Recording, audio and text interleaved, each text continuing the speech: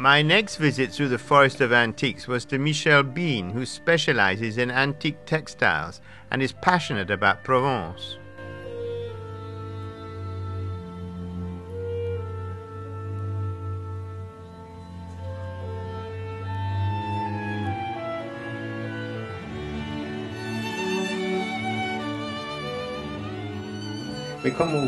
How did you arrive here in this paradise? I suppose I created the paradise little by little, but I've always been fascinated by this branch of antiques.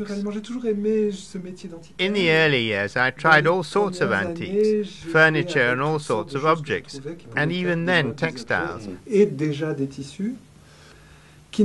which in those days had no value whatsoever. Qui n'était pas reconnu comme quoi que ce soit d'important ou de beau.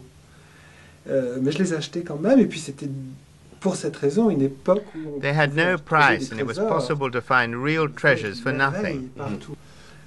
Et puis j'ai eu envie d'en savoir davantage, et puis je me suis vraiment passionné. One day I decided to specialize in textiles, and I have done nothing else for 20 years. Le textile, c'est le vêtement. Textiles are clothes, and the way you put them on creates the first impression in the evening. That tells people your means. De son pouvoir, de sa richesse, de sa séduction, ou de son dénuement d'ailleurs.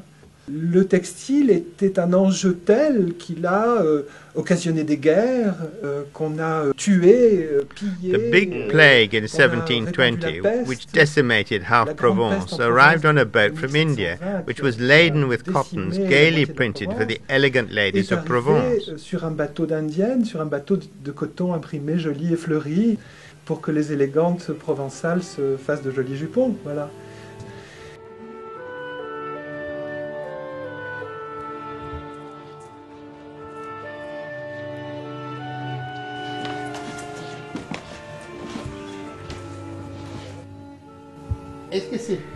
Is it possible to explain to me the history of the Indiennes and how they came to Provence? They came quite naturally through the commercial routes which formerly had been the silk routes from China to India and then through Persia to the Levant, that's to say to the Mediterranean ports, and then by boat to the port of Marseille. Et par bateau jusqu'au port de Marseille. The Indienne printed cottons arrived very early in Marseille. The first examples arrived in the 15th century. It wasn't until the 18th century that they became à la mode.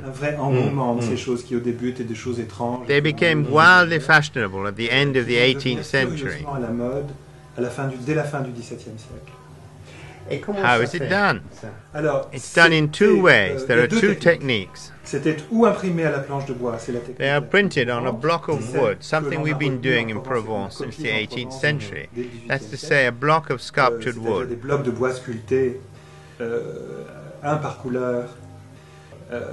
One block per color, which are arranged on the cotton to make the design. But the Indians have another technique which is very close to painting. Donc on dit des toiles peintes, encore que ce qu'on peint. The color is painted on with a brush, but not as a color, but as a chemical which allows the color to stick to the cloth. C'est-à-dire une substance chimique qui va permettre à la teinture d'accrocher au tissu. Voilà. It's a bit complex because you finish with something that has no color. You only see the color after the miracle of the chemistry. Indienne because they came from India. The Indians are the greatest masters of dyeing the world has ever seen. Et donc ces tissus qui arrivaient des Indes, qui étaient colorés. These textiles are colored with flowers and birds, like the ones you see here, which were naturally called indiennes. Des indiennes, on disait en vieux français des andianes, mais ça deviendra des indiennes. Merci bien. Je vous en prie.